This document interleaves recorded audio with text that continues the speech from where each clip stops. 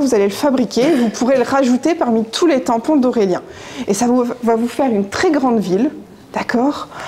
Avec à l'intérieur tous les bâtiments de votre choix, des chemins, des arbres, tout ce que vous avez envie. Place à la créativité et à l'imaginaire avec des ateliers proposés en ce début février au musée Pierre Noël. Ces animations originales s'inscrivent dans le cadre de l'exposition Tamponville, initiée par le contrat d'éducation artistique et culturelle de l'agglomération de Saint-Dié-des-Vosges. Ces ateliers participatifs accueillent les parents et les enfants à partir de 5 ans et ça marche.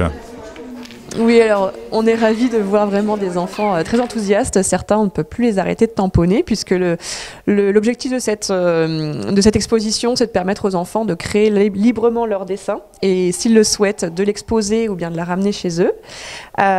Et donc, une fois lancé, c'est vrai que certains sont très embarqués dans leur composition graphique et sont très inspirés. On est ravis d'accueillir un très grand nombre d'enfants et de parents sur ces 2 semaines.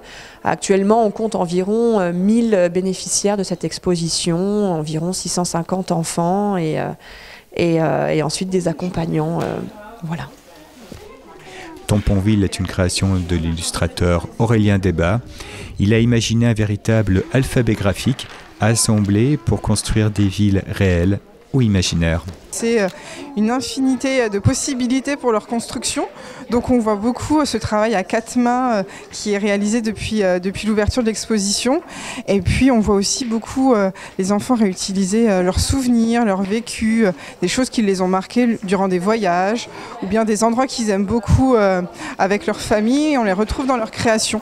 Donc on voit vraiment à quel point cette exposition fait vibrer leur imaginaire et donc on est vraiment ravis de l'accueillir et de favoriser ces moments durant des ateliers comme aujourd'hui pour la Saint-Valentin.